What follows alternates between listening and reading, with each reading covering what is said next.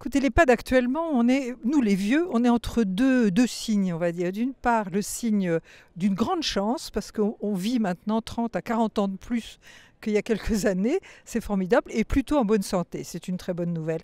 Mais par ailleurs, la société ne sait pas quoi faire de ces vieux. Donc on est isolé, on est rejeté, on est à la fin de nos vies, on risque d'être ghettoisé. Donc il y a quelque chose d'incroyable entre ces deux mouvements qui nous touchent beaucoup. Et alors évidemment, ce qui est à inventer, l'EHPAD de demain, mais ce n'est pas seulement l'EHPAD, c'est la vie de demain, c'est qu'on arrive à mieux vivre ensemble tous, mais avec nos différences. C'est vrai que nous, les vieux, on est différents des jeunes, de ceux qui sont actifs, on est plus lent, on a un autre rythme, on a un autre sens de la beauté, de la nature.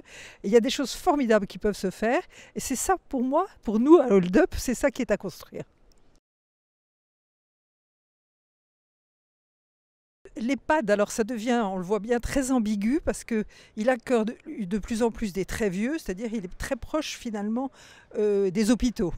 Donc, ou bien c'est ça, c'est-à-dire c'est l'endroit où vraiment, à la fin, quand on a besoin d'un soutien 24 heures sur 24, on y est, mais le plus longtemps possible, on reste chez soi, mais avec quand même un effort important pour qu'on soit partageant avec d'autres. Le grand drame, c'est aussi la solitude.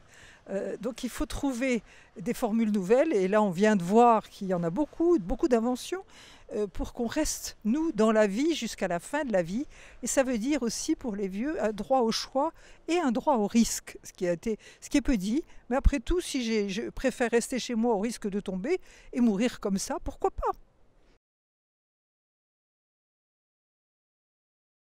Alors les objectifs, c'est beaucoup travailler ensemble, s'écouter, intégrer quand même quand il y a une loi ou un projet qui nous concerne, nous les vieux, qu'on y soit. Ce qui n'est pas du tout le cas en ce moment.